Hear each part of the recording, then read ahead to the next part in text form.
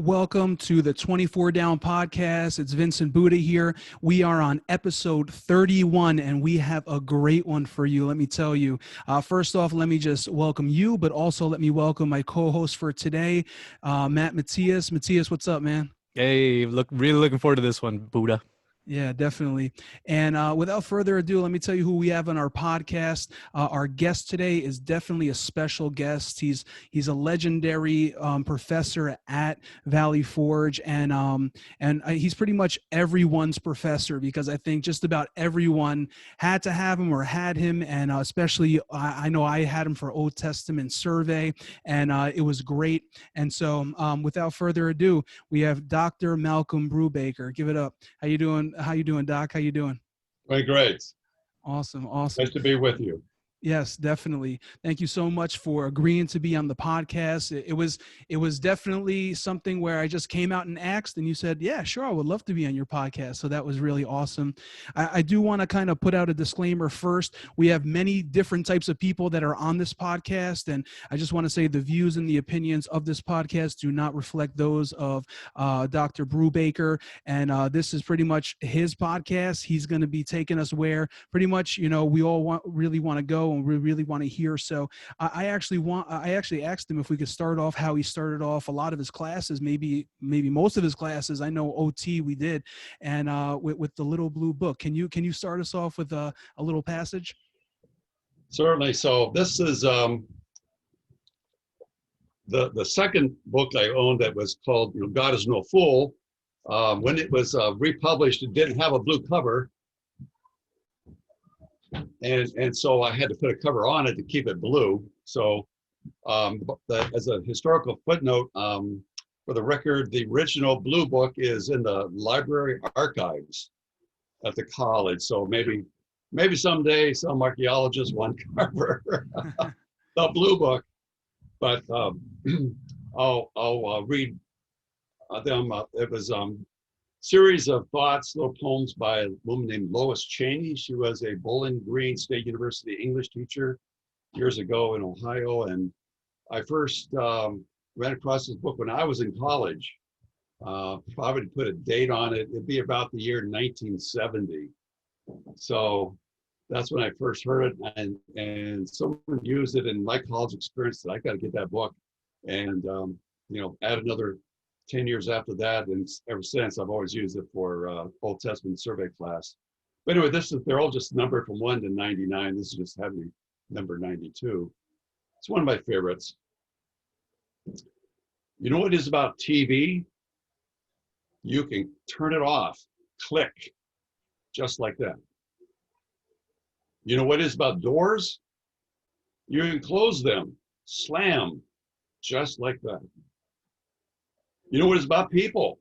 You can leave them, turn and walk, just like that. You know what it's about books? You can quit them, close the covers, just like that. You know what it is about God? You can't do a thing about it. God's there, just like that. How'd you like them apples? That was definitely a good one. That's awesome. That definitely brings me back to Old Testament survey, man. That's awesome. So yeah, now we've gotten it started, right? So we would like you to just give us pretty much an update. But before an update on where you are now and everything, can you take us back to your college experience? Because this is kind of what this podcast is about. We came together at Valley Forge in a building called 24 on the first floor, which was 24 down, and something special happened, and we haven't forgot about it. We became a brotherhood, and during this pandemic, as everyone is separated, we came back together and we started this podcast. So I would love to know about your college experience, and if you could start there, that would be awesome, and then we can go into Valley Forge. Right. So I'm a fourth kid of 6 kids in my family, and my first 2 older sisters both went to Evangel College. It's back in the 60s. My brother was into science and math, and he went off to Ohio University and studied engineering. When I graduated, I was thinking maybe I'm gonna go to CBC. I felt a little bit called toward ministry. I wasn't sure. I did like history, so I went to Evangel like my older two sisters did, and majored ultimately in history with a minor in kind of like basically religion, biblical studies. And and in our days at Evangel, they had old dormitories, kind of like, you know, in a sense, Valley Forge. The difference being our old dormitories were made out of wood. I mean, they were just like, remember those? I don't know, you guys were too. I think we already got rid of the old white buildings and other buildings on the south side of campus. But anyway, there was the old campus of Evangel was an old army hospital, just like Valley Forge, only everything was made out of wood, not brick. But so we were in little dormitories, single floored, kind of rectangular buildings. And my first year, I was in one and had a roommate for, you know, I guess second semester we landed in the roommate together, and that was okay. Then I met a friend, a guy that became a real close friend, and my second year we were in a different dormitory then together. And then our last 2 years we were in a third dormitory for the last 2 years, and you're right, dormitories are kind of a special place. I still have some contact with a lot of my some of my dorm mates, a few, and the one fellow that he's now has been my closest friend for sure. So we still keep in contact. At Evangel, my primary activities outside of just classroom or in dorms was in music. So I played in the instrumental bands at the college there. That was and of course I still do. If you saw the Christmas Valley Forge, you might have seen me still toot my horn. So I keep it up a little bit. So I did 4 years of that, and then also did a bit of intramurals. I loved intramural sports. Always wanted to be a athlete wannabe kind of guy, but I enjoyed playing basketball intramurals. And also student ministries kind of aspect. I spent 4 years. We were part of a team visiting a local nursing home. So I spent 4 years, and that was kind of good because we kept going back every week to the same place for 4 years. So I got to know some of those elderly people, and occasionally we'd come back the fall semester, and it'd be an empty bed there. Someone we knew had passed on. So it was kind of a growing experience of seeing just life happen and ministry to people. And it was a great place, from my, little devotional sermonettes we would give, and a little bit of handing out songbooks. It's a little bit of a ministerial training too, even though it wasn't formal. So after Evangel, I married my high school sweetheart. She also went to Evangel, Kathy, and so after 4 years at Evangel, we got married, and then off to seminary. I chose Trinity Evangelical Divinity School, a school north of Chicago. Outstanding 3-year Master of Divinity program. It's kind of like a pastoral ministry program at the graduate level. A lot of Hebrew and Greek in theology and typical other kind of subjects. We fell in love with the Old Testament. Walter Kaiser was a great mentor in those years, and he's written a lot of books since and then as well. So after 3 years of that, we went to a small church in Detroit suburbs, and a retired evangel professor was like a pastor there. So we spent 2.5 years there. 2 more kids arrived. We had 1 child when we were in seminary. So we had 3 children. And after that period ended, we spent a little time back in Ohio where we're from, and then I returned to the Chicago area, and I didn't know what was going to happen, so I just got a job and was working. And toward the summer that I returned to the Chicago area, there was a little independent Pentecostal Bible college. Originally, it's called Chicago Bible College, and then it became known as Christian Life College. And the church we were attending, AG Church, the pastor there had been like an adjunct professor at this school, and he said, "Hey, you gotta look into it. There's some classes that are opening." And so the fall of 1978, I began to teach, actually virtually be like in normal situation, a full load of 4 classes. So I was teaching Greek 1. I was teaching church history. I think I was teaching Greek 2. And what else did I teach? That's the mess. Maybe might have been New Testament survey or something. But anyway, it turned out to be a nice relationship for the next 4.5 years. I was doing some initial teaching at this small school.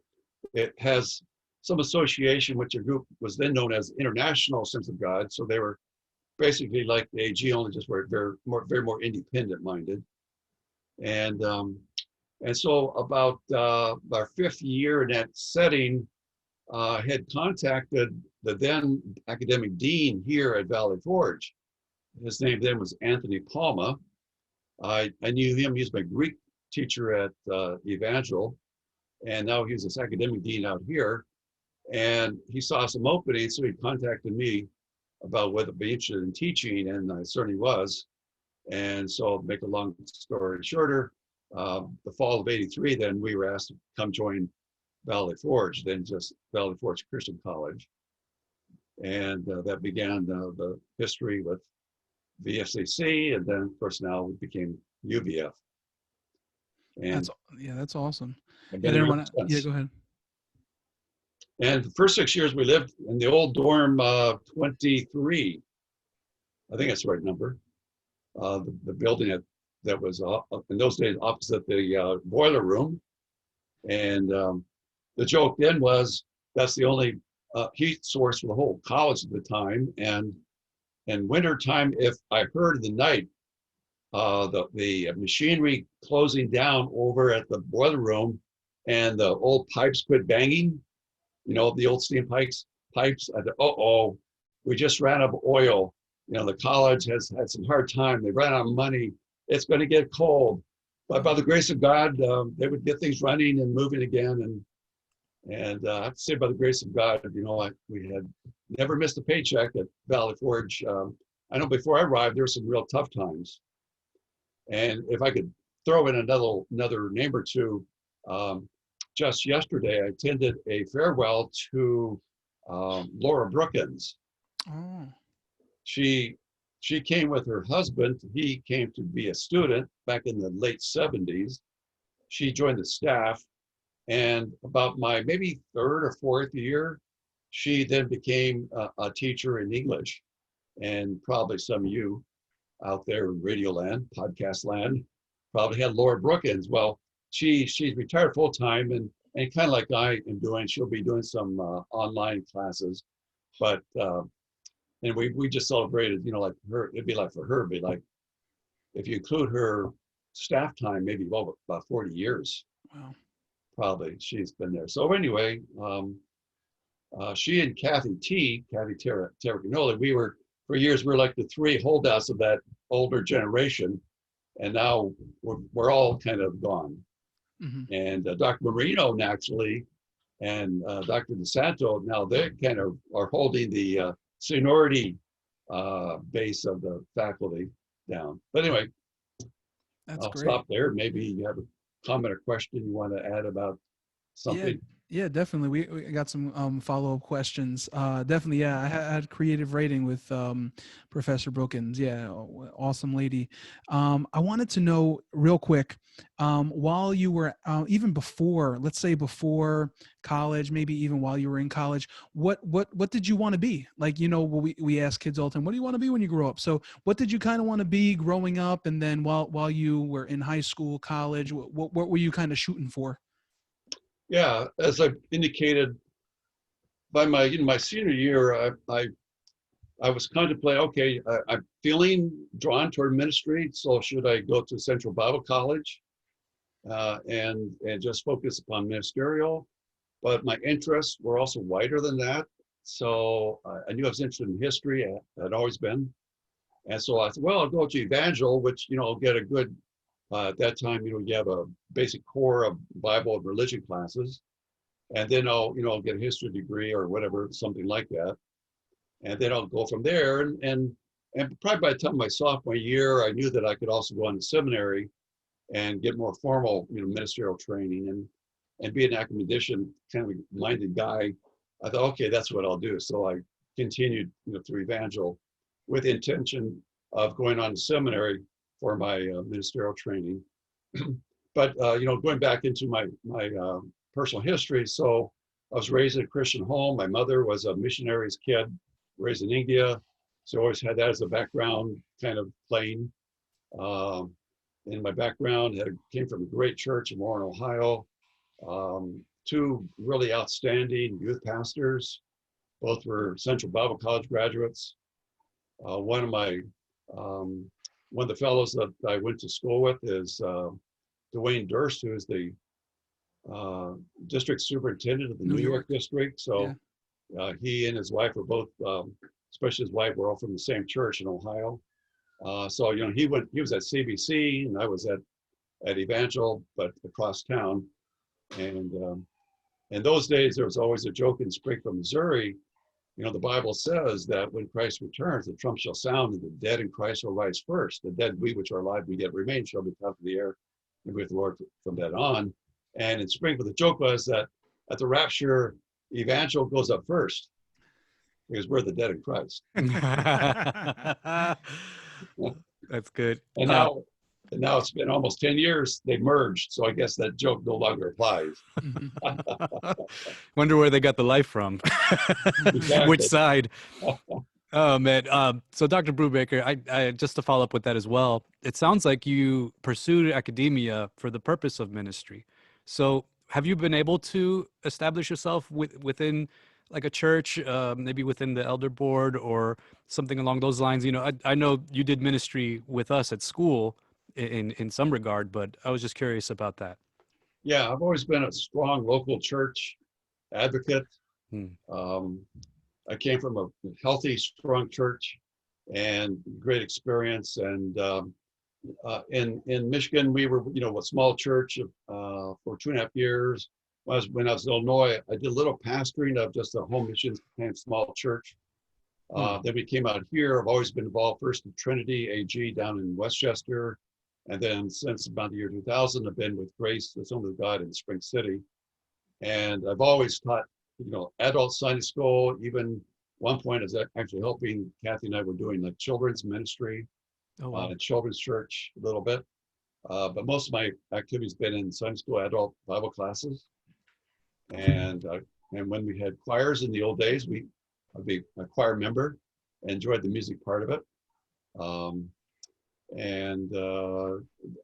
now in my second rotation of being a church board member at Grace. So back around 2014, Jack Mason was retiring, and I was on the board for a period of time in that transition. He's now remains as our pastor emeritus. And then last year I was reelected again to serve, so I'm on my second go round of the board. And that's always been a helpful role to see, that side of church matters. And I've had a real good relationship with the pastoral staff and the board members, and a good, healthy give and take, good people. So it's been a good experience, but I love the local church. This is where, we get most of our real pastoral care and spiritual food and fellowship. We've always belonged to small groups in the local churches, and that gives us a smaller circle of accountability and fellowship. So, so we just really get involved at some level with the local church, and in that sense, kind of continue on a ministry of sorts as well outside the classroom.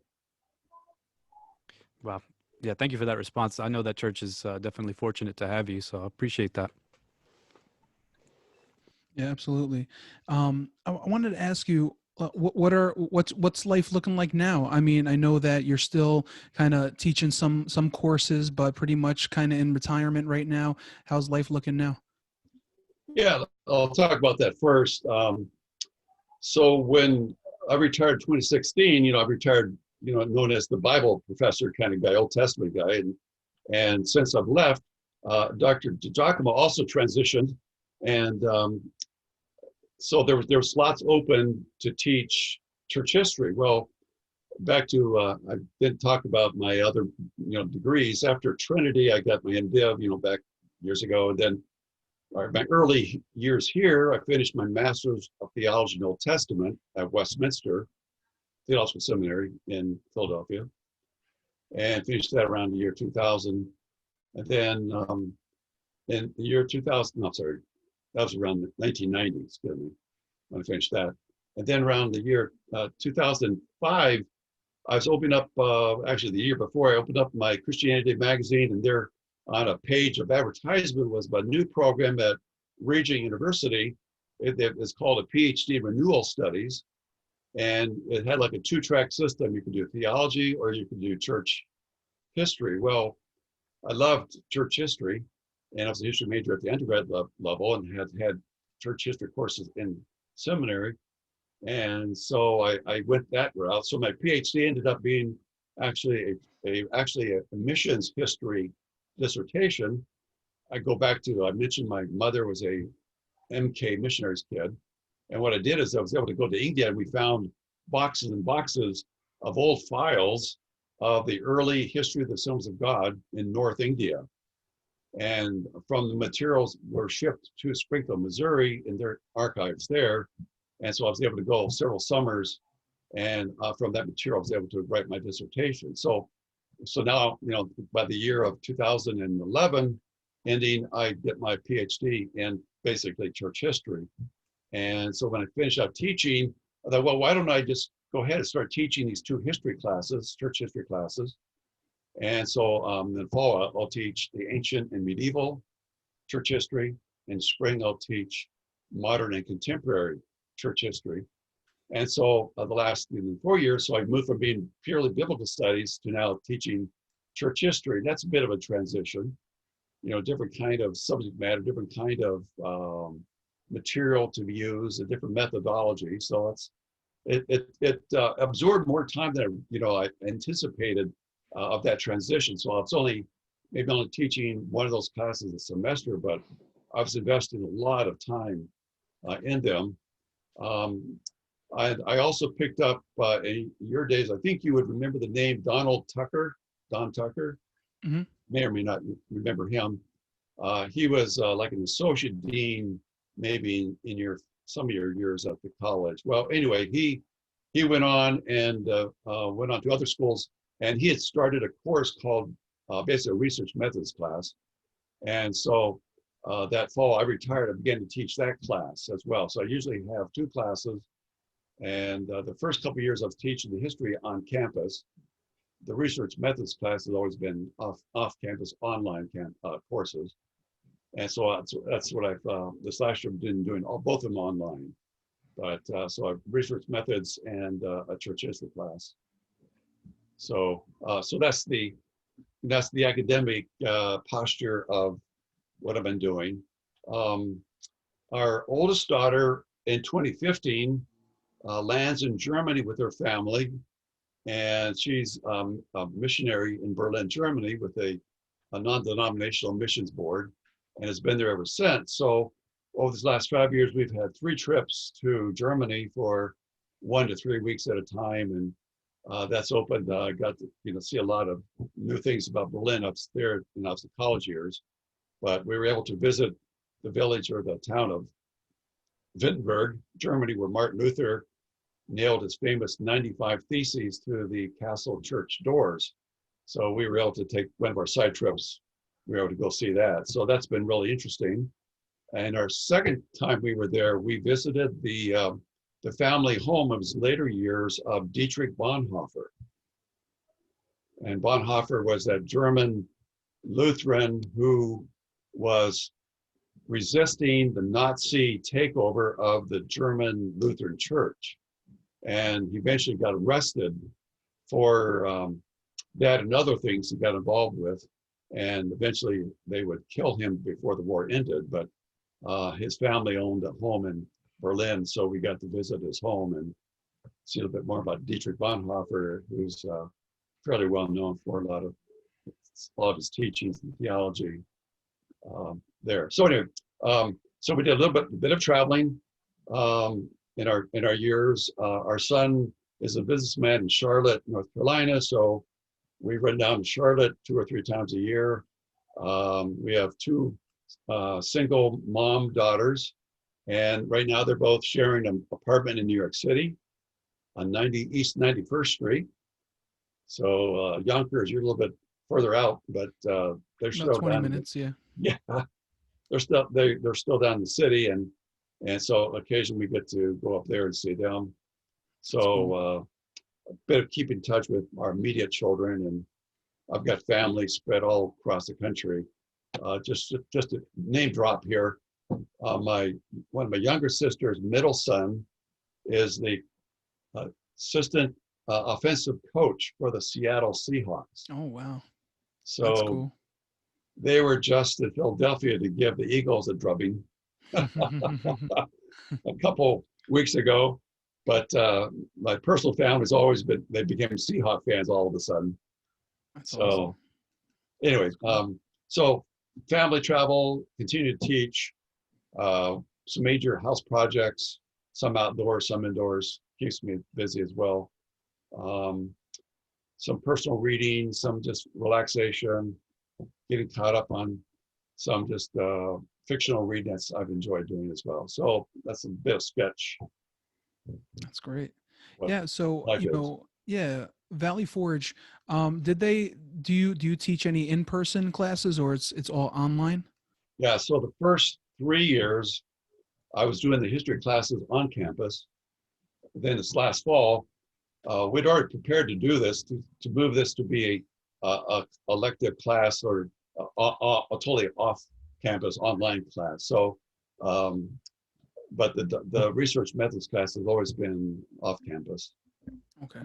So the difference, I found out that like the church history classes, it's a different way of teaching that than when I was in person. And some ways it's nicer, some ways it's not as nice. I think I'm one that likes the face-to-face look Mm, of my students. It's more personal for me. Just to see a name on my class roll, it just doesn't quite do the same. But anyway, it's what it is. definitely. How do the online classes work? Do you do a Zoom, or is it just like you just assign work and reading? Yeah. So last spring, when the virus did hit, my church history class, we went from being an on-campus class to basically like a Zoom class. We used Microsoft Team program. And so I was teaching using that methodology. And then I knew that by fall, we were moving the course to be totally, online. And the way I've got it set up, it's basically the work is all on the course website. And fortunately, in the church history classes, there's a man named Ryan Reeves. He's a church historian at Gordon Conwell Theological Seminary. And he's put, probably 40, 50 church history lectures, kind of like PowerPoint with his voice. So very high quality. And so I employed a lot of his material so that students are getting some live, in that sense, voice teaching.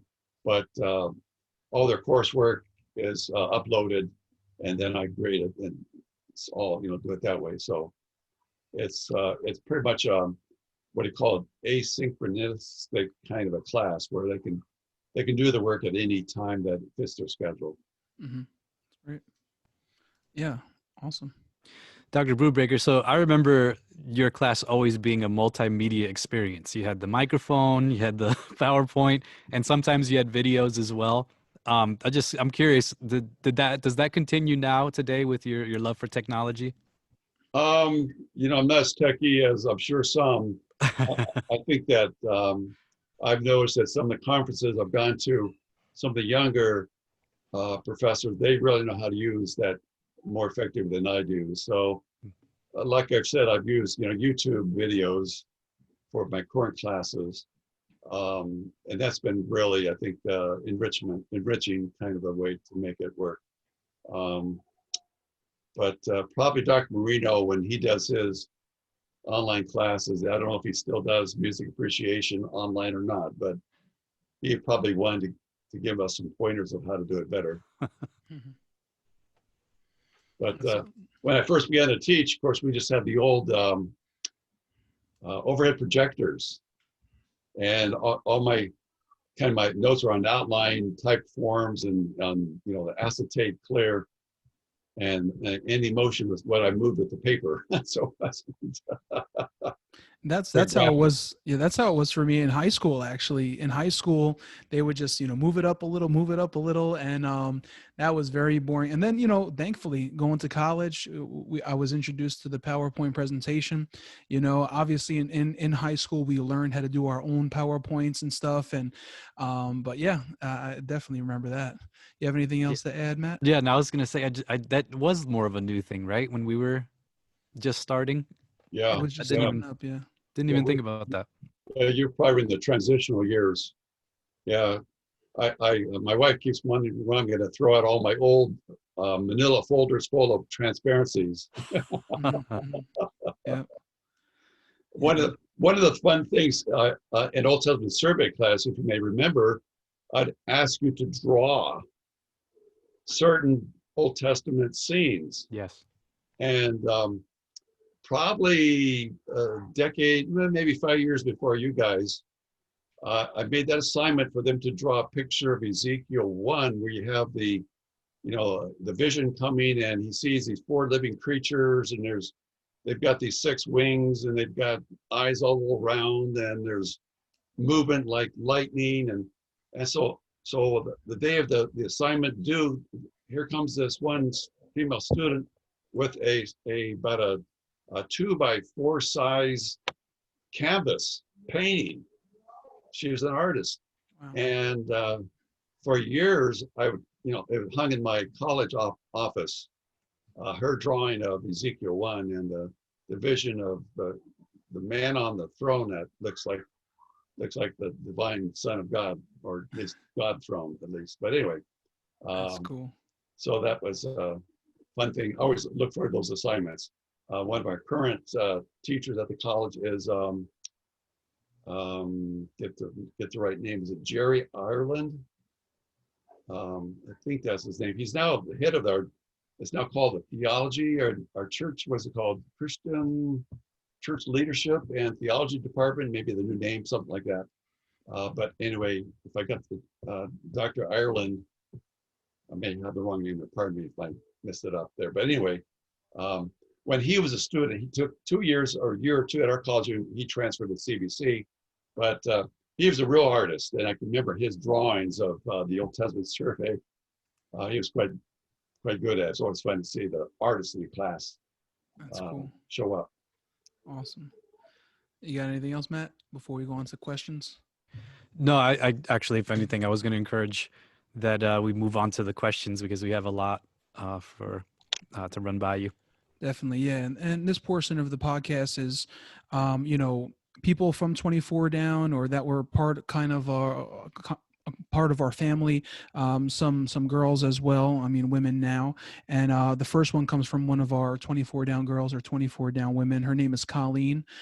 She went to Valley Forge as well, and she says, if you could have changed one rule at Valley Forge, what would it be? And I know, as a professor, I don't know if you would have an answer for this, but I don't know if you ever even thought of that before. But if there could be one rule change, what would it be? Well, the rules certainly became more lax as the years went by. So what comes to mind is a story. We lived in Phoenixville for 14 years.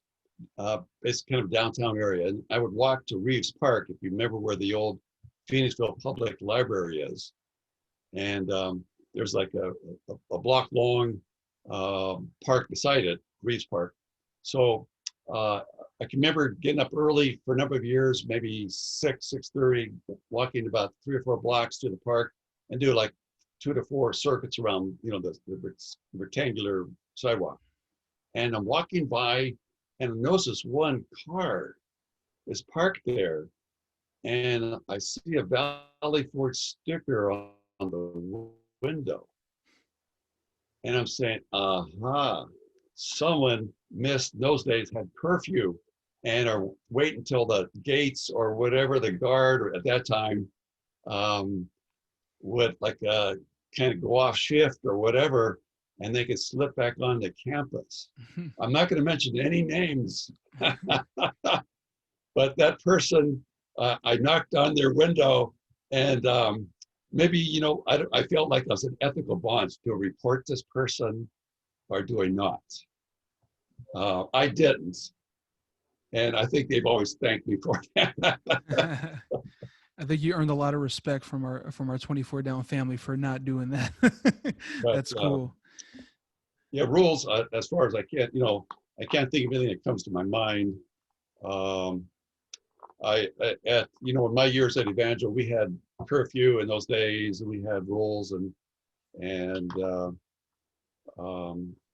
I never worried about rules. I was never one to push rules. Probably the rules that make any sense at times would be some of these dress codes could be ridiculous.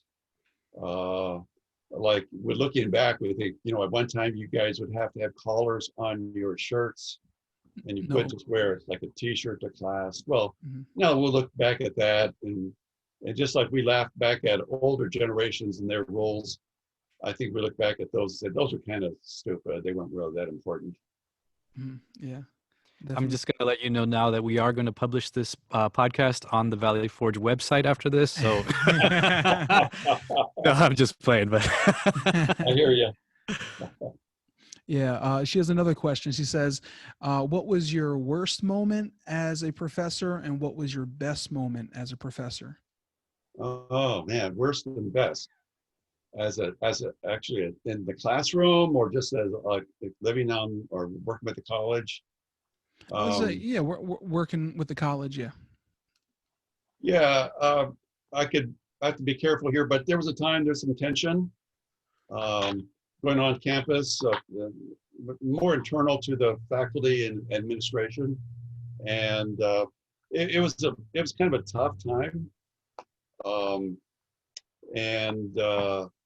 But God got us through it, and the persons involved in that, I think we feel pretty good about relationships again. But one of the things I always tried to warn our students is that the church, and I mean church institutions, well, we're not perfect.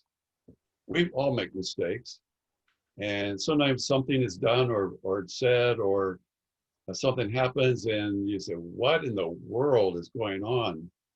How can that be? They're supposed to be godly people, and yet we're human beings, and we all make mistakes. We see that, unfortunately, everywhere. But at the same time, I try to remind them, just keep your head up high. I mean, occasionally I lose a colleague or a staff member on campus, and I thought, why did they get rid of that person?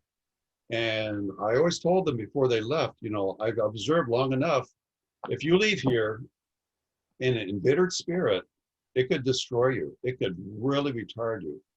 If or if you say, I don't think I was fairly treated, but hey, God's still on the throne, I'm still going to press on. Those are the people, they bounce back.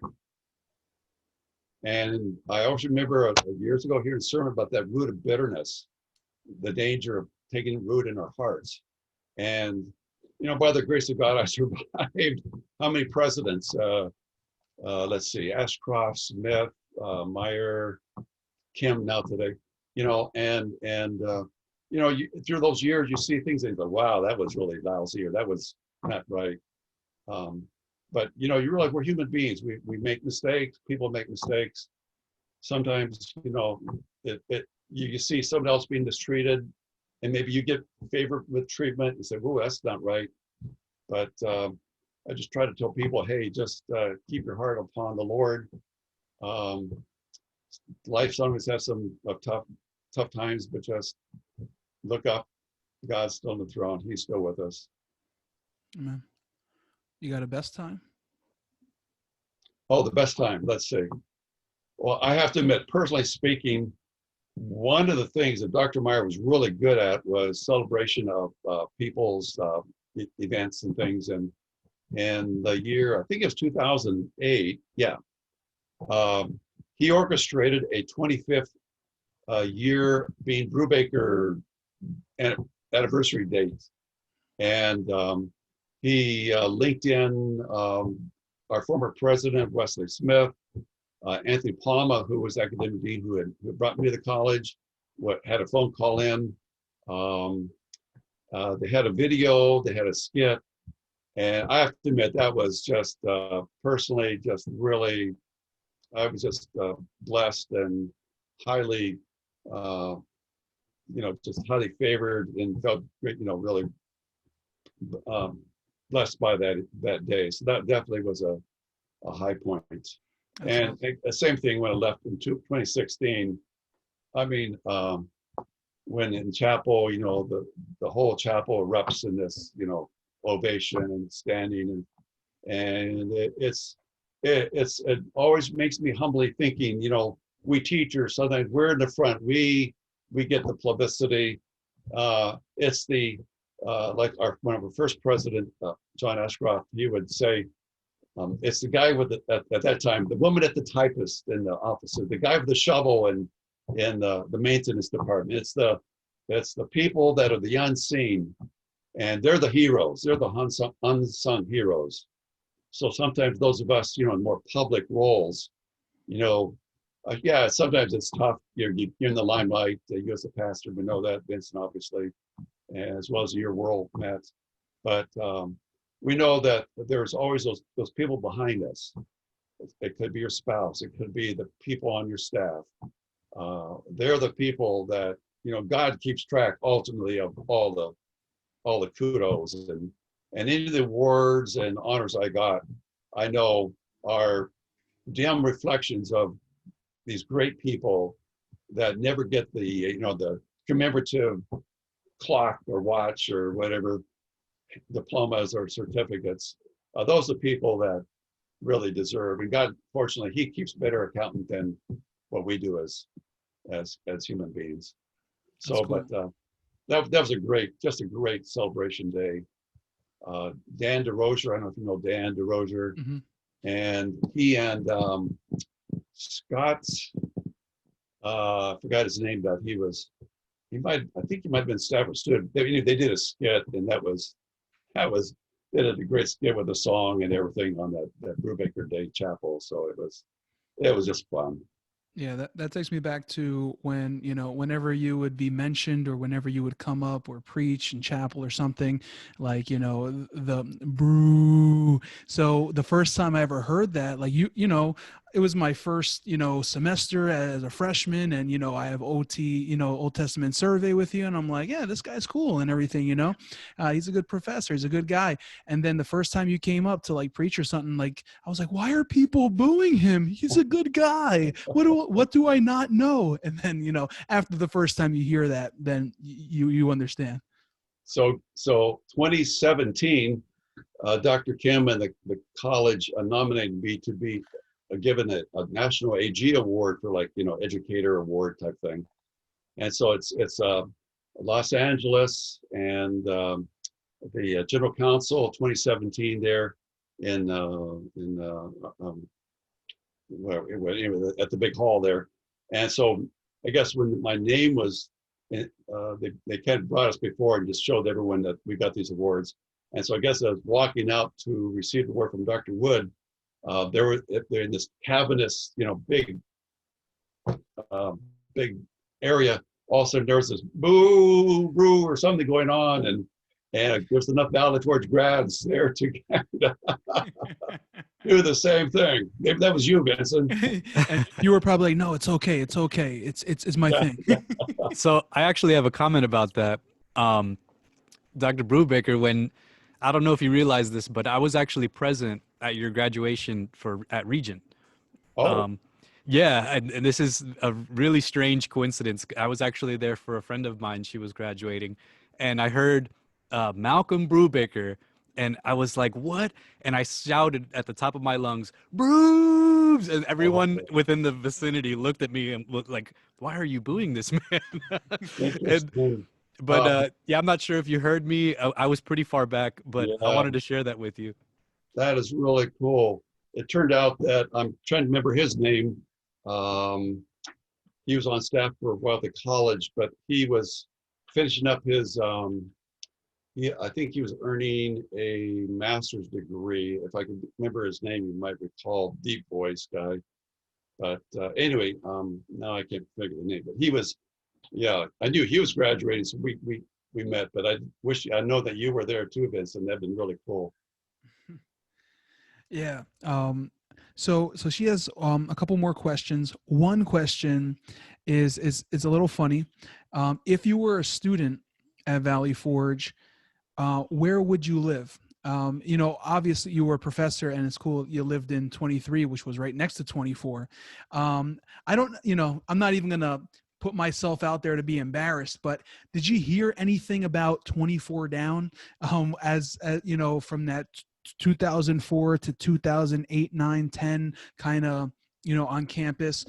We thought we were a big thing, but I don't know if any of the news got to the professors, because it definitely got to student life at times, good things and bad things. But where would you live on 24 on Valley Forge if you were a student? Where would you pick to live?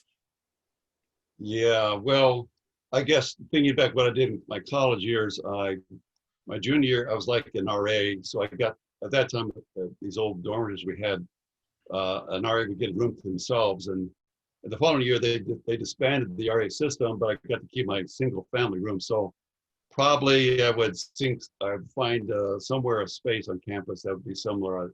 I didn't mind my roommate that I did have, but I enjoyed my solitary kind of room. So whichever that would be on our campus, either your days or our days, I'm not sure. But one item about dormitories is interesting. It might have been around the year, I'm going to guess 2000, 2005-ish. But they were Dr. Meyer was naming different buildings instead of just numbers. So dorm 4, I think it was, I think it's named, see, I don't even know the names. I still remember the numbers. But anyway, around the campus, different buildings had now names. And so apparently, and usually these are people who are like old faculty members and a few district superintendents, that kind of thing. And so apparently in what was then dorm 4 down, someone on a storage closet put Brubaker closet. So I got my own closet named after me. That's great. That's great. And then, I don't know what your views on tattoos are. You can share with us if you want, and there's no judgment here, but she asked this to everyone because as you see, there's a 24, podcast, 24 down logo here. And a couple of us have actually the tattoo. I don't have one, but I think there's maybe somewhere between 4 or 6 that have the 24 down tattoo. That's how much it means to them. Would you ever get a tattoo? Would you ever get the 24 down tattoo? That's what she wants to know. No, I have no interest in tattoos. I'm so sorry. This question. Yeah, our youngest daughter, she in her adult life, all of a sudden we said, Beth, I shouldn't mention her name. But anyways, is that a tattoo on your arm there? Oh, that's just what was the term? What's that kind of Indian ink kind of Henna. Henna. Yeah. Henna.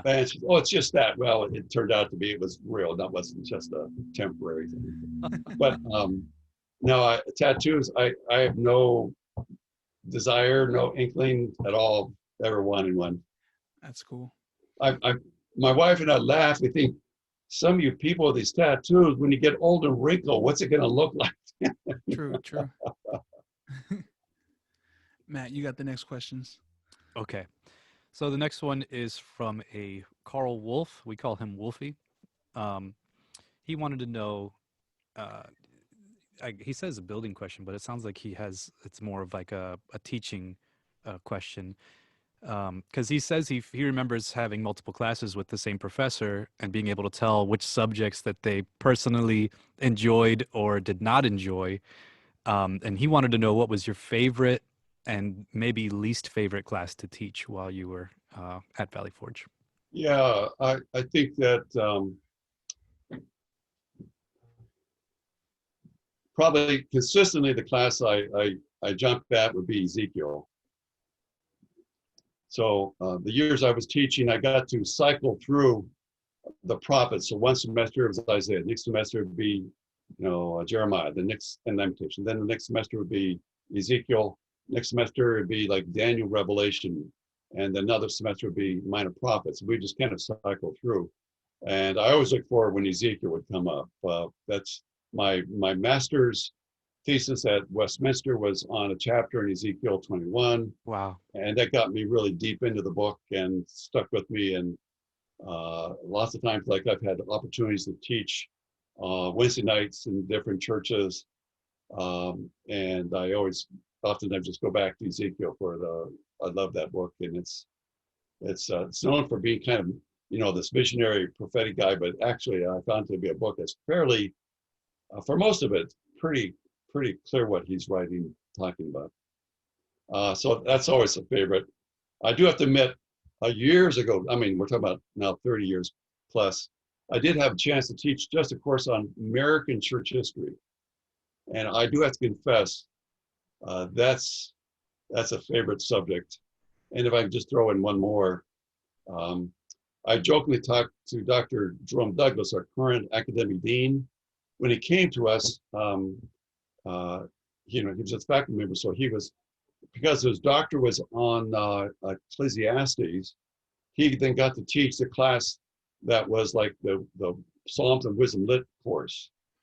But before he came, I had taught that maybe 2 or 3 times, and that was another favorite class. And so I always jokingly say, I hated it when you took over that class, But that his area of specialty, so I want to make sure that he got that, teach that. But I really do still like to go back to Psalms and Wisdom Lit books. I love the wisdom books. Someone once described, the genres of the Old Testament.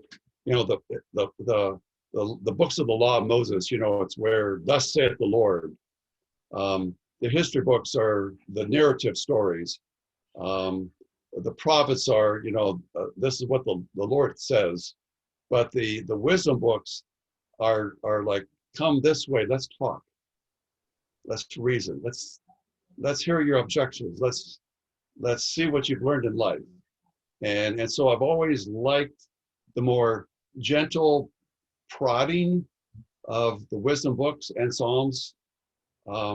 They pull you, they don't push you along, they pull you to think and to reflect.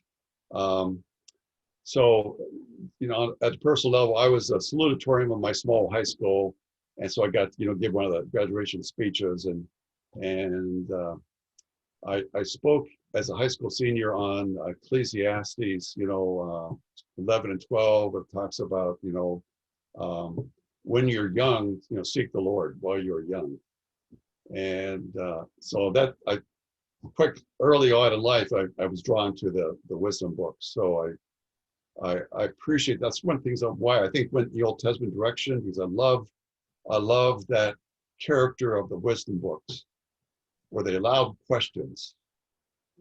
Some of the problems we always, I think, face in ministry, we've got the answers, we're going to stuff it down people's throats.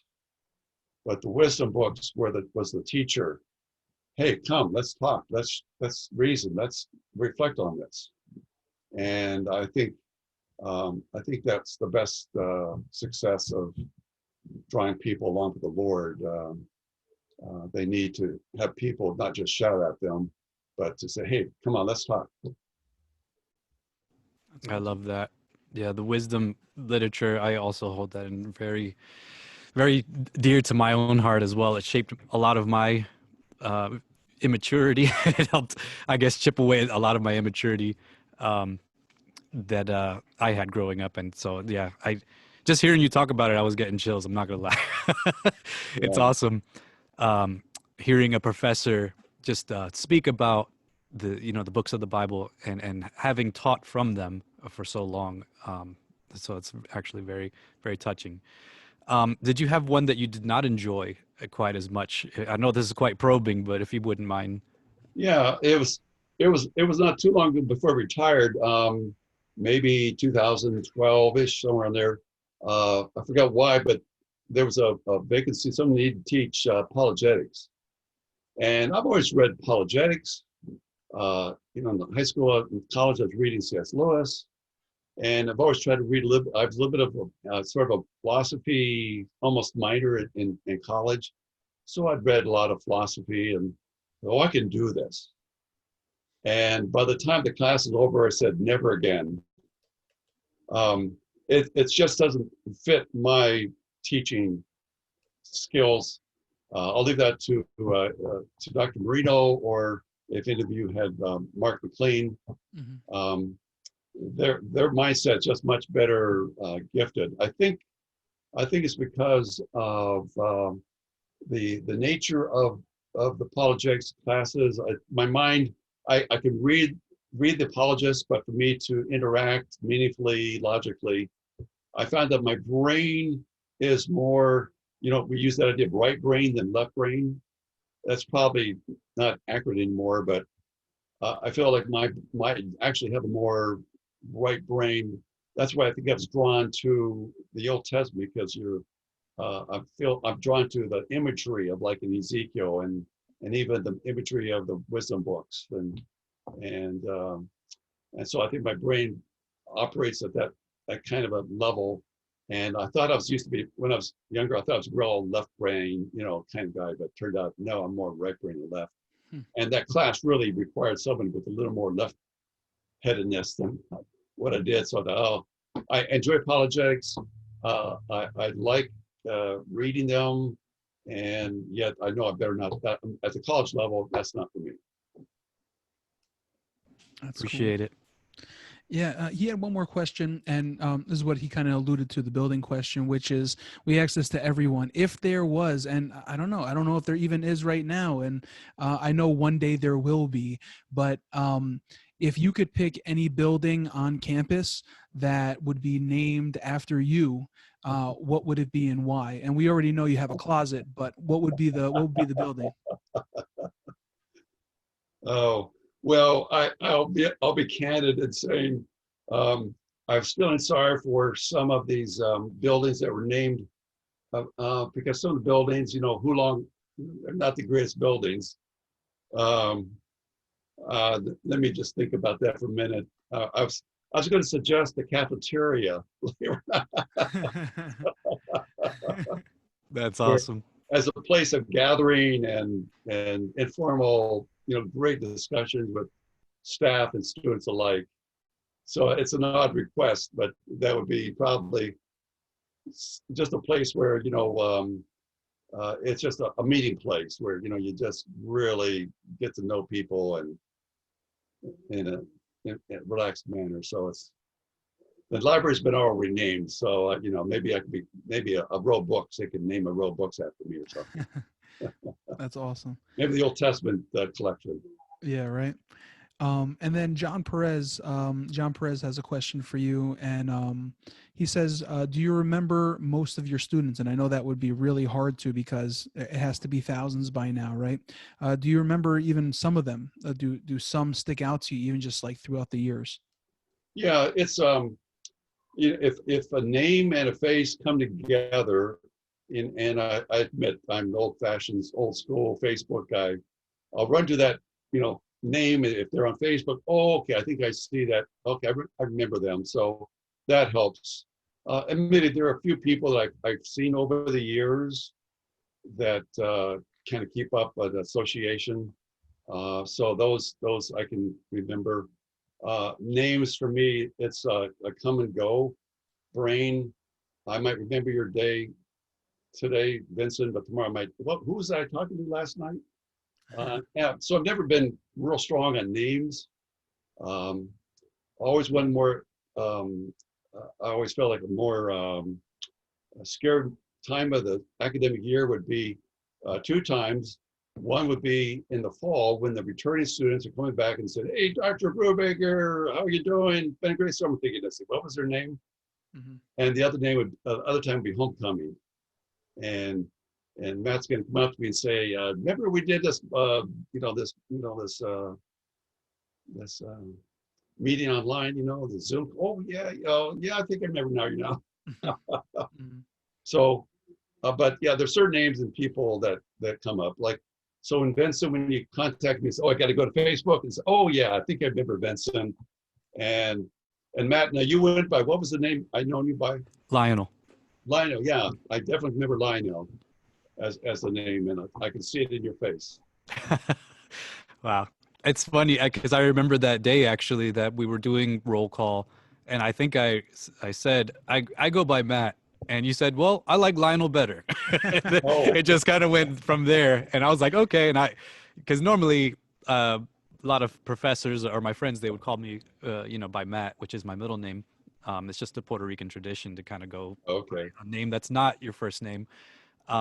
But for some reason, it didn't bother me at all when you called me Lionel. So it's cool to hear that you remember that my name and my face. But I Well, remember that situation, like it's in my brain. that's funny. I do like Lionel. I like that. Maybe because it's just so different. There's only a couple Lionel. There's only a couple of us alive, I Yeah, think. okay. Matt, I could be wrong, but did we have Old Testament together?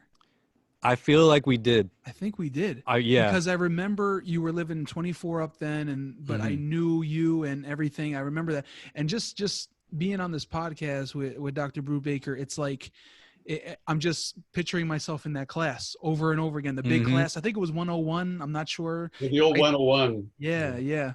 That's what I remember being in, and always taking a up front, not in the back kind of seat and everything, and loving that class. Yeah. I Yeah, I wasn't as probably cool taught as you. more classes in that room than any other in the history. Now Mm. it's they've redesigned it, so it's like they have a pool table and a ping pong Oh table or wow. something there. So Oh it's a wow. really nice space. They've done a remake of that space. Next to our the old bookstore is now the like coffee shop and snack bar area, and Yeah. so they're kind of joined together. Real Mm, nice space cool. now. But, Interesting. Um, so the next question comes from a Matthew Baldwin. I'm not sure if you remember him as well. I know he's a notable name because I believe his father was on the cabinet at some point. Um, Remind me what Bowdy's father's name is. Do you know, Buddha? I don't remember. Okay, forgive me. But he asked, now this is kind of I'm going to have to navigate this question a bit because he expressed having a lot of issues with the fair treatment towards the students, and he expressed his concerns and his feelings to Dr. Meyer at that time.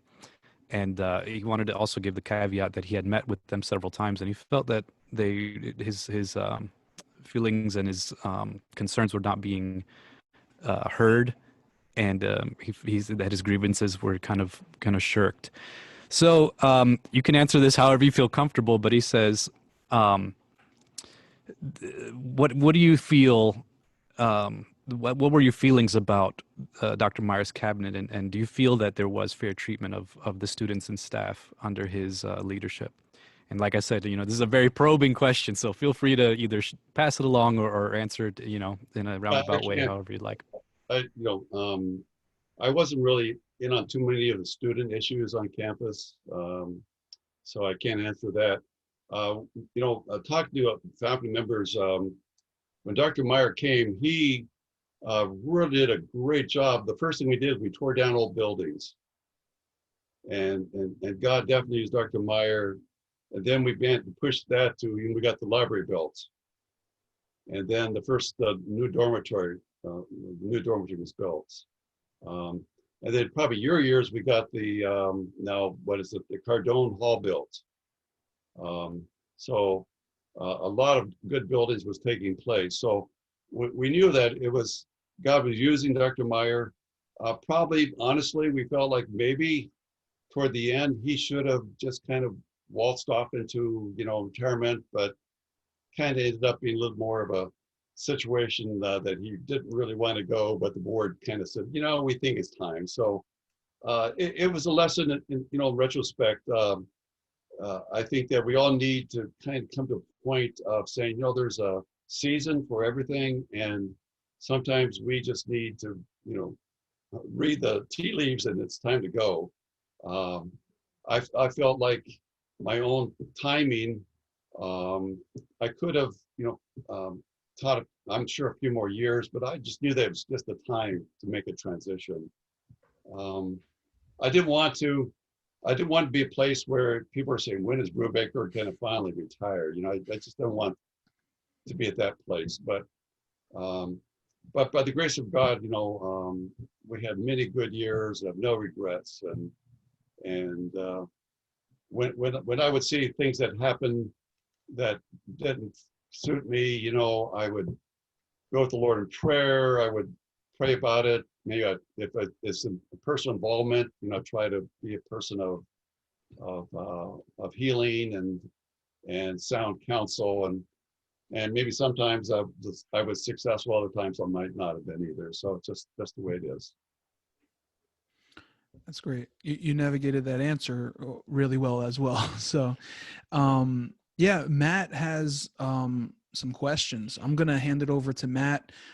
He's usually not one of our usual co-hosts. He has a podcast himself actually as well, but he really wanted to be here because we had Dr. Brubaker on, and this is really big for us, and thank you so much. So he has some questions, and then after our questions, I have some plugs, and then we can give our final words. And correct me if I'm wrong, did we start and end each class with a reading from the Blue Book? Is that true? Or Just began the Old Testament survey. Yeah. All right, cool.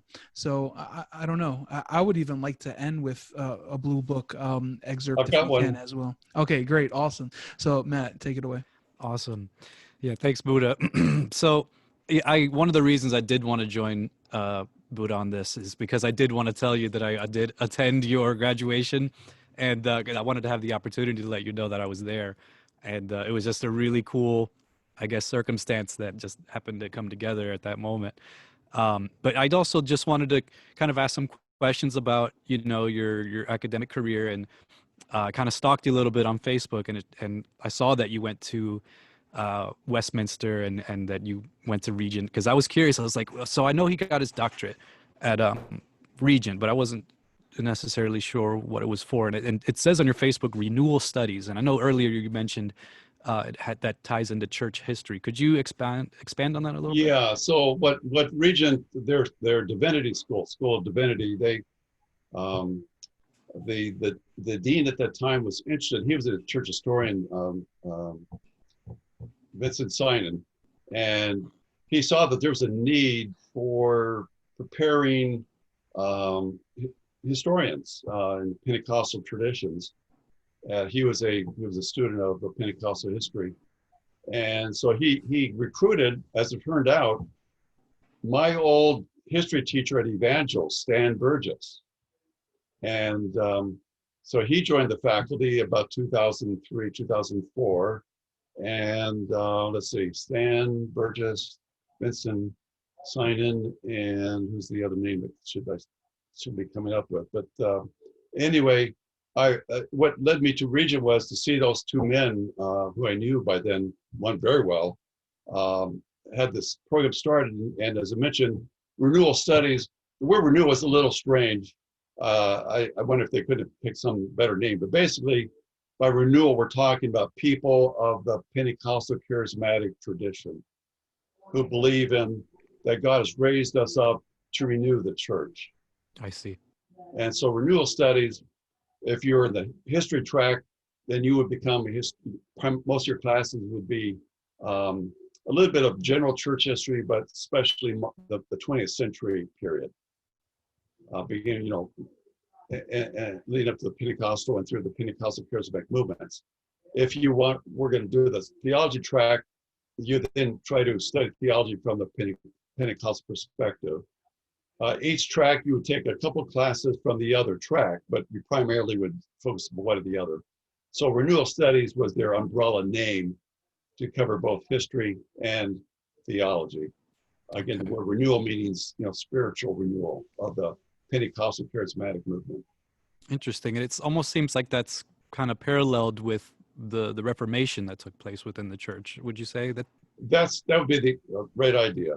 Yeah. Okay. So there's a pretty broad understanding that, you know, when we think of church history and we think of the, you know, the traditional Catholics, Orthodox tradition, and then you think of the Protestant tradition, and within that comes this new thing that's kind of a little bit of some ways ties with the Orthodox, even Catholics, and the Protestants both.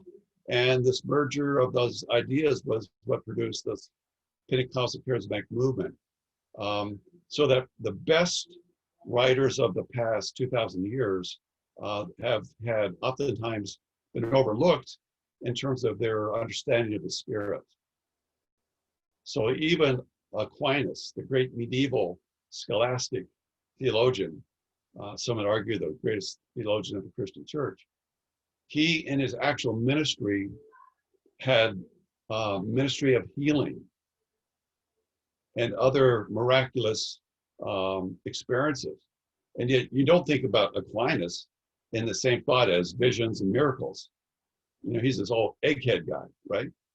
And yet, so one of the things that Stan Burgess has done, he's published 3 books. He collected a lot of the writings going back to the early church, medieval period, even the Reformation period, writers that talked about the Holy Spirit, and maybe people just kind of just blew by those discussions. And so he just wanted to basically show that there is a continuous stream of strong interest in the Spirit that sometimes we don't recognize. But certainly the argument would be is that today God has used the renewal movement, the third wave sort of idea of the Spirit. The first wave, the Charismatics; the second wave, the first wave is the Pentecostals. Second wave would be the Charismatic churches movement, and then the third wave is kind of like a merger of both of those. But God's using these 3 waves of the Spirit in the 20th, 21st century to renew the church. Again, back to that idea of renewal. Thank you for that. Wow. That's actually quite enlightening. And I know we're kind of gonna get a little theological here. This is one question that I just had to ask, because seeing that you went to Westminster, I know their theology is kind of diametrically opposed to the Assemblies of God, and so I'm kind of curious on 2 things. Kind of like how you navigated that, kind of that atmosphere, and as well, there's in my experience now, a lot of alumni from Valley Forge that have transitioned from the Pentecostal charismatic movement to Reformed theology. And they've expressed to me, and even myself actually have transitioned to that belief as well. And myself and my colleagues, we find ourselves maybe, you know, just questioning some of the motives and foundations and some of the theology of Pentecostalism. So I know that's like 15 questions, but how do you feel? What are your thoughts as far as the tension between Reformed theology and Pentecostalism? Yeah. So my time at my time at Westminster, I'd actually had started in a Master's of Theology program back in Chicago area at Trinity Evangelical Divinity School. I had 3 courses there, and I was going to focus on the Old Testament. When I came to then Valley Forge, then I completed my program. I took 3 more classes for a total of 6, plus my thesis at Westminster. And all these classes were like Old Testament, Hebrew, the Septuagint. None of them had to be theology. So my contact at that professional academic level at Westminster was not at all involved in the Reformed theology that they're known for. So that's one aspect, you know, but obviously I've had to think about those other, you know, what is the relationship of it all? In a broad, simplest stance, I think I tend to be a moderator, medium kind of thinking person. I see truth on both sides of issues. So I'm not hard-nosed, but some of the writers that have influenced me very early, back in my years at Trinity, there was a man named Clark Penny. And Clark Penny started off his life academically as a pretty hard-nosed evangelical Baptist thinker. And as he began to reflect in his own life, he began to move away from a Calvinistic approach, a Calvinistic Baptist approach, and became more and more leaning toward the Arminian thinking of a Wesley, for instance. So, so my years when I was at Trinity, he was going to go back to Canada to teach, and they never allowed him to teach the course that would deal with the subject of Reformed theology and Arminianism. But because the students heard he was leaving, they petitioned the dean to let him teach one time, just one class. And so it's quite interesting that all kind of gobs of students flocked to that class just to hear Clark Pennick one time teach on kind of an Arminian theology of the problem of sin, the nature of mankind, and those issues. So most of my seminary teaching at that level were more of a Baptist theology of Calvinism, less a pure Calvinism per se. But I was exposed to the ideas.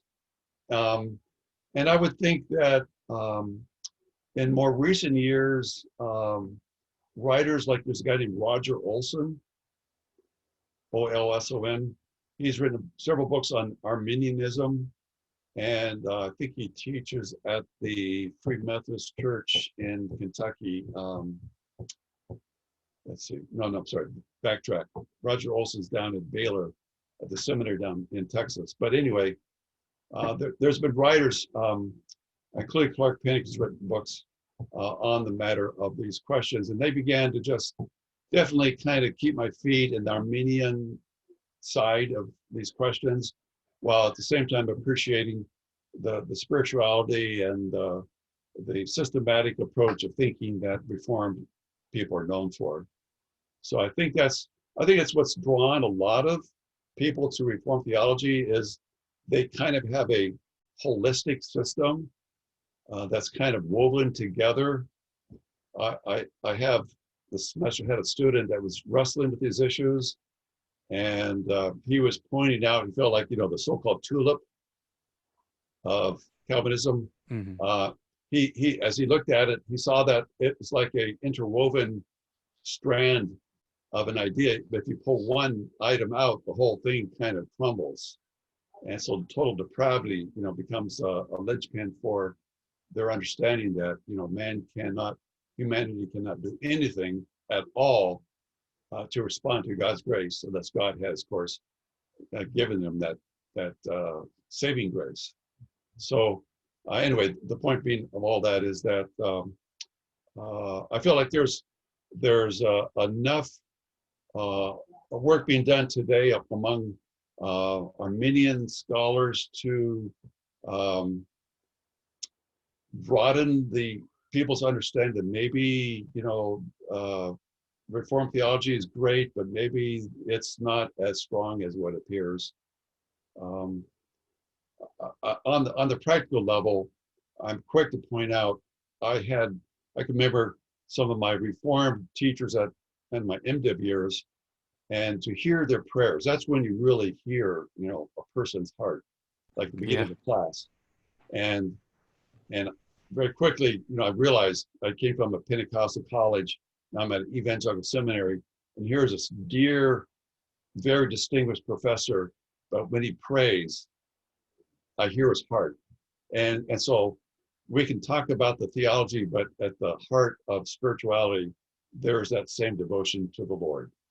And so let's keep talking, but let's keep appreciating and respecting one another's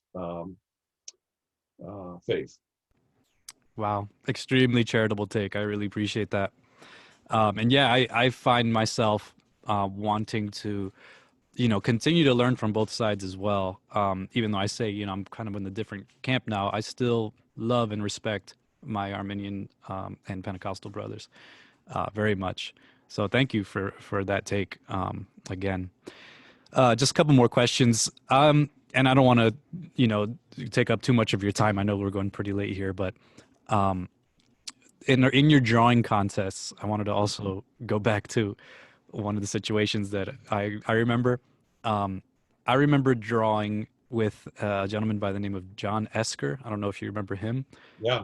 Um, he and I really loved to do those activities and draw, and so he was a much more talented artist than I am or was, but we would get together and just do like these hour-long sessions where we would just draw our hearts out to fulfill the assignment. And I remember drawing a picture for Jael when she took the tent peg and drove it through the temple of the man. And I remember that assignment will just never leave my mind because of the images that he and I drew. They were fairly graphic, but you held them up and said, these are our winners. this is what I like to see. And that just speaks to your character as a professor, that not only were the classes enjoyable, but they were also memorable.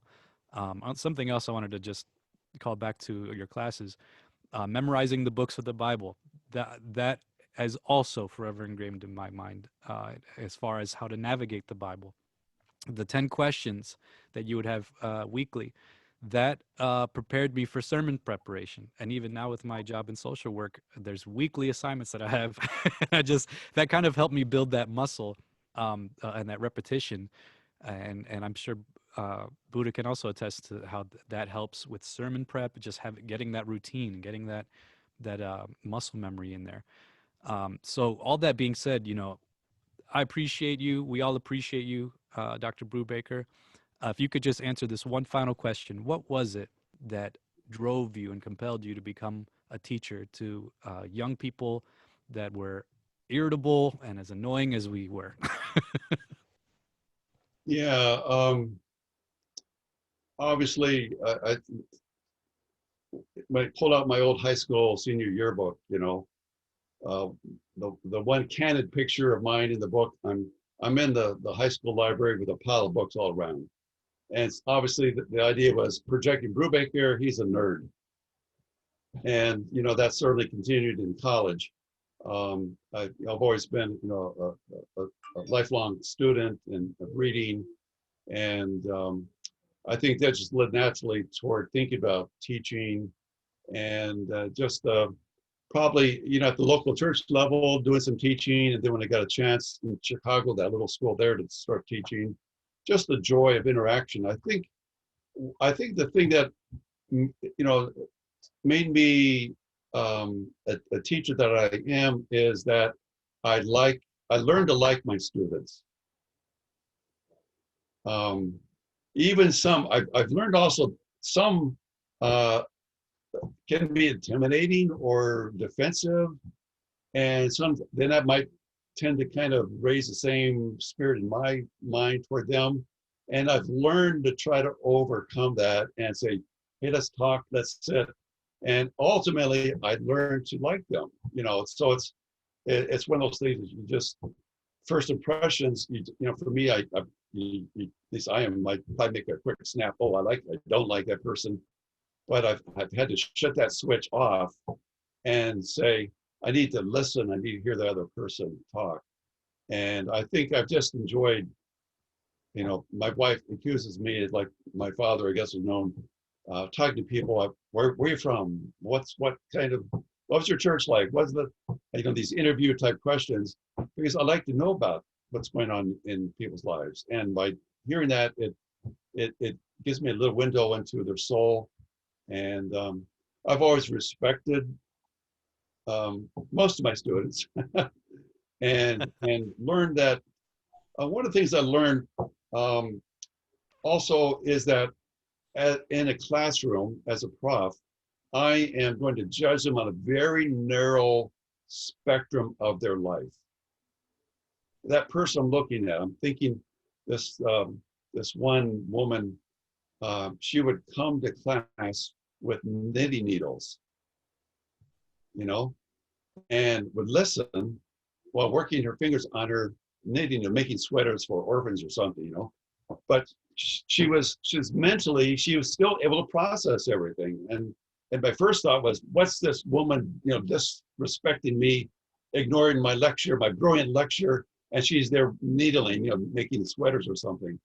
And I quickly learned that, and other times I found that my students had skills that I'll never see, skills that I can't grade on in the classroom, giftings, personality, strengths that sometimes I'll see it in the student side. Like one of my favorite chapels of the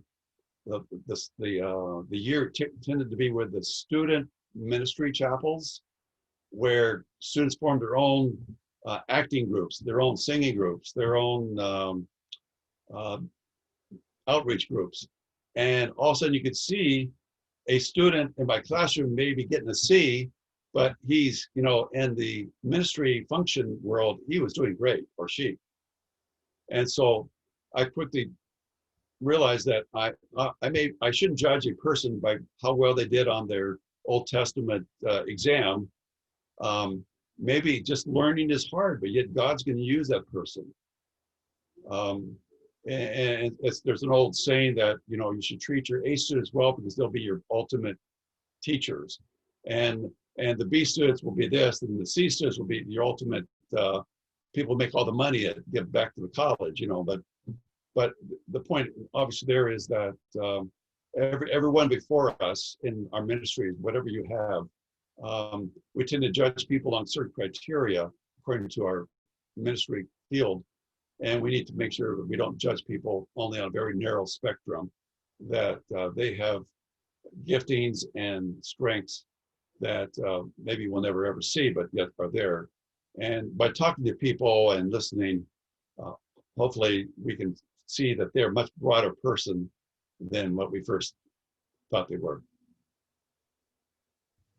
Awesome. I think that's one of the reasons I think that a lot of us remember you as a professor, because it's almost like a pastoral insight into being a professor that made you memorable. And you said that you have a difficult time remembering people's names, but it seems like it connects once you're able to put the face and the name together, and that's incredible. I mean, you've taught so long, and you still are able to kind of bring that back.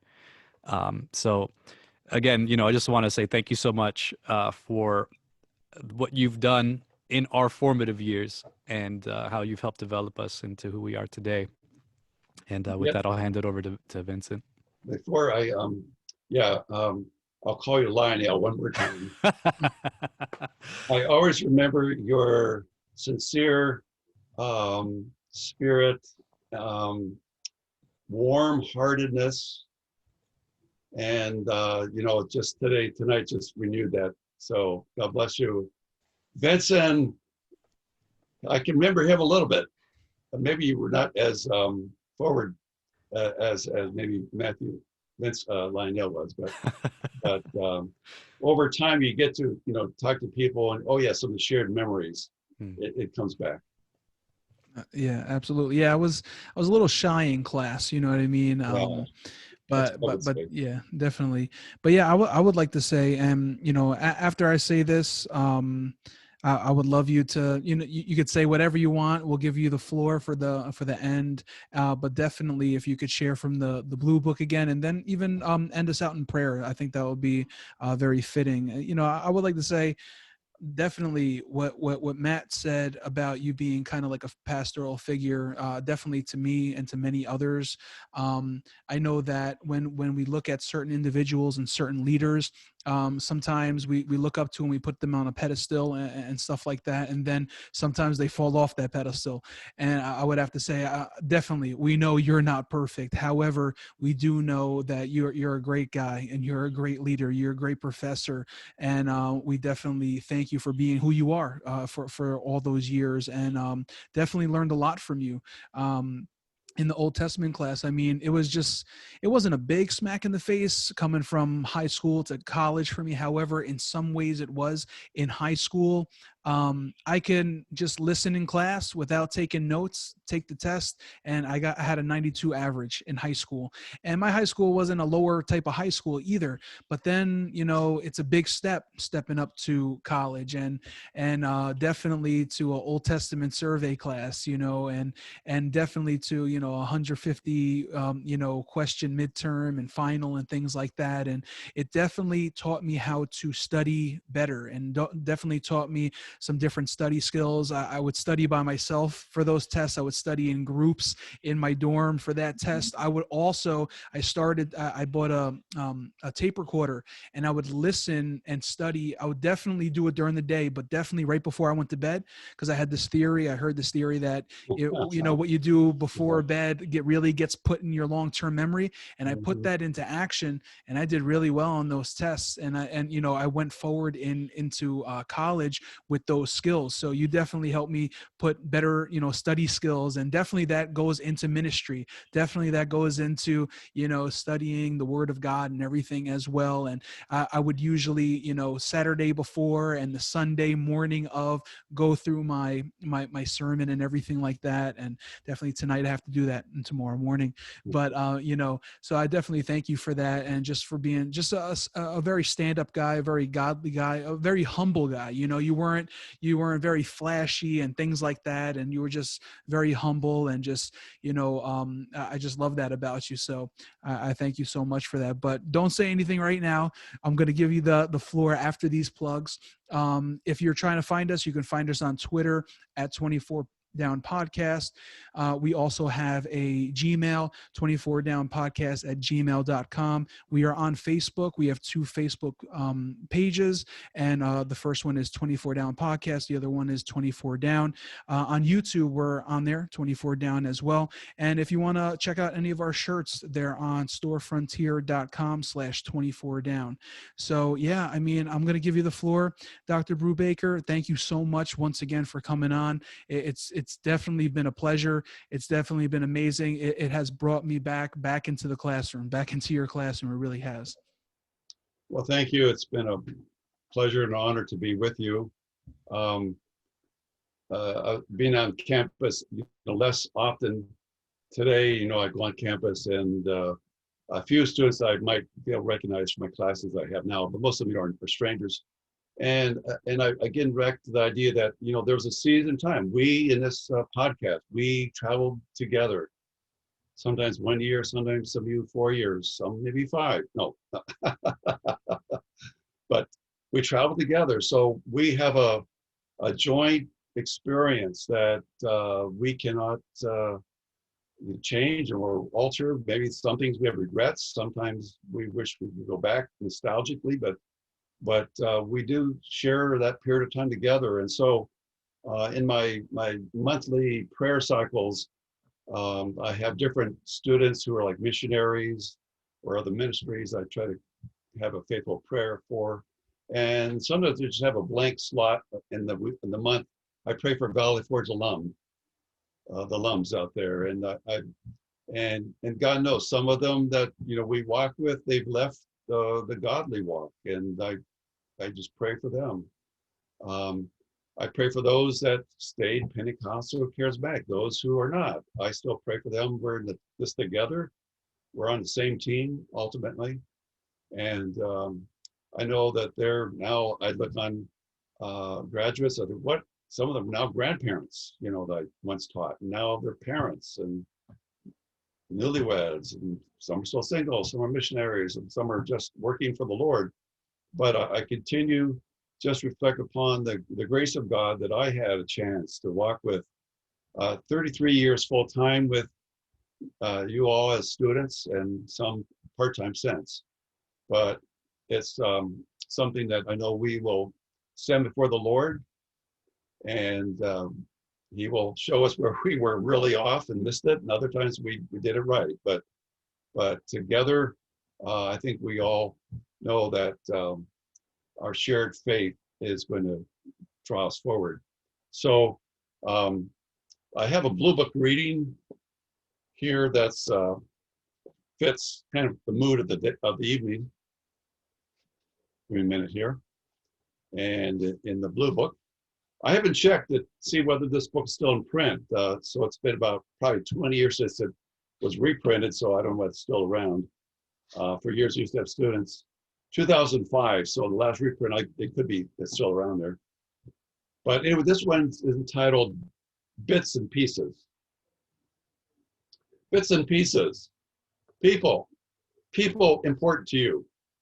People unimportant to you. Cross your life. Touch it with love or carelessness and move on. There are people who leave you and you breathe a sigh of relief and wonder why you ever came into contact with them. There are people who leave you and you breathe a sigh of remorse and wonder why they had to go away and leave such a gaping hole. Children leave parents, friends leave friends, acquaintances move on. People change homes, people grow apart. Enemies hate and move on. Friends love and move on. You think of the many who have moved into your hazy memory. You look on those present and wonder. Lois Cheney writes, I believe in God's master plan in lives. He moves people in and out of each other's lives, and each leaves his mark on the other. You find you are made up of bits and pieces of all who ever touched your life, and you are more because of it, and you would be less if they had not touched you. Pray God that you accept the bits and pieces in humility and wonder, and never question and never regret. Bits and pieces, bits and pieces. Let's pray. Lord, we thank you for these moments shared together. Lord, I do pray for these students with whom we did share classes together, cafeteria, times together, or maybe occasionally on an athletic field watching them play, or just walking across campus or worshiping together in chapel. Thank you, Lord, for these people that we have been with, and they are part of my life's bits and pieces. I want to pray especially for my host this evening, for Vincent and for Lionel, Matt. Lord, thank you for their lives and ministries. And Lord, they're representative of the hundreds of people of their generation at Valley Forge, and those before and those since, Lord, that have come to that location on 1401 Charlestown Road. Lord, we look back at that place where we met, where we grew a little bit, where we learned a lot. And we just pray that you will take the good things that we experienced and learned, and we'll build upon them. The negative things that we will not necessarily forget, but Lord will forgive, and we will move on in your strength and grace. We continue, Lord, to pray and support, Lord, this institution. Lord, it's not perfect, but Lord, we know that there's are people there even now today who are sacrificing their lives to provide a ministry of raising up new generations of men and women for the sake of the gospel in many fields, both in the church and in the world. And we just ask your blessing upon Valley Forge even today. May, Lord, it be a place of God-honored living, biblical teaching, and fervent faith and worship with you. Lord, as we go to our rest tonight and look forward tomorrow, Lord, as we rise, Lord, on the Lord's Day, as we think of Advent, Lord, another Advent Sunday, as we anticipate, Lord, remembering your coming, we're grateful, Lord, that indeed it's you, Lord Jesus, that is the reason for our existence. You're the reason why we had a chance to cross lives together. It's you, Lord, that are with us in our lives, in our homes, in our families, in our relationships, in our occupations. Lord, it's you that is true, not just a reason for the season, but the reason, Lord, for everyday life. Now, Lord, honor our minutes, an hour and a half or so together. May, Lord, your name be lifted up in praise and glory. In the name of Jesus, I pray. Amen. Amen. Thank you so much again, Dr. Brubaker. Episode 31 in the books. Thank you so much. God bless you. God bless you.